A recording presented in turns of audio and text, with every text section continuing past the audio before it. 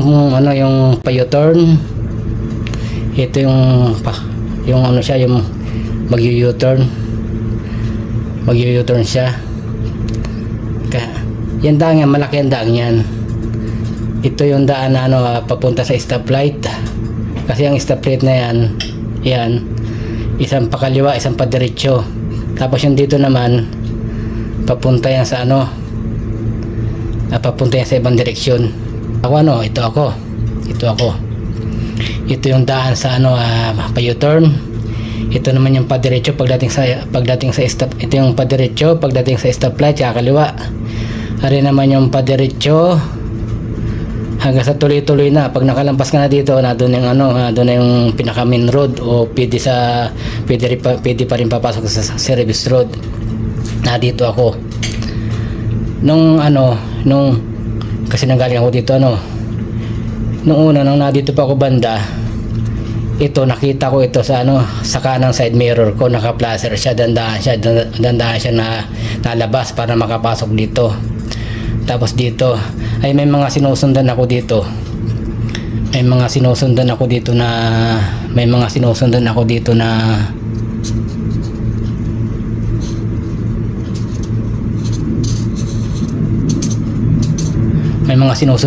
na nagbabagal nga, kasi nga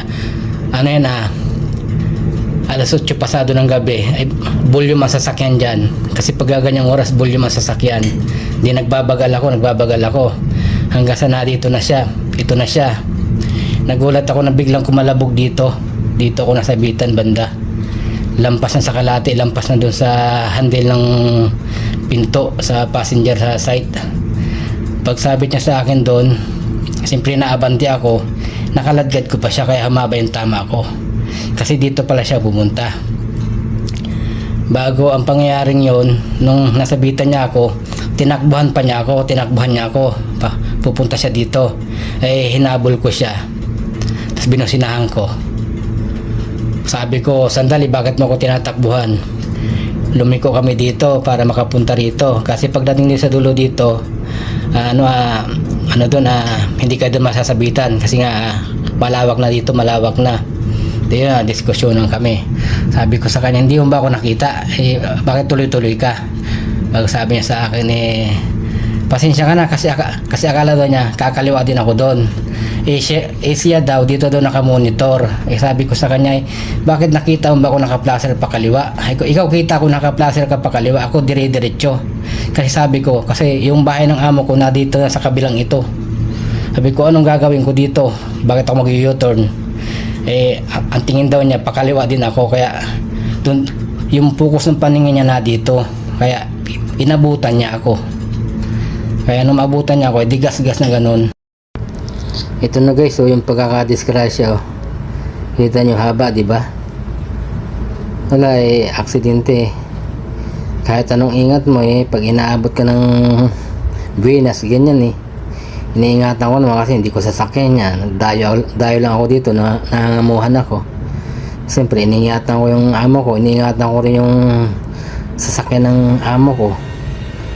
At ito na nga, pinapabapping ko para mawala-wala yung bali yung pagbabapping niyan, hindi naman 100% may mga natira-tira pa rin dyan na scratch, pero nag-iba-iba naman at medyo gumanda sa paningin. Wala, yung nag-iingat tayo sa pagmamaneho, tapos may makasabay tayong ganun, siyempre sasisihin ko siya ng sisihin, nado na.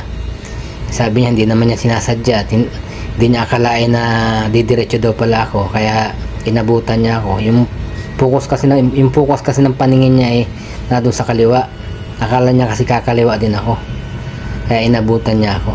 Pero kung hindi nag-traffic doon at naka-green ba yung stoplight, hindi niya ako masasabitan.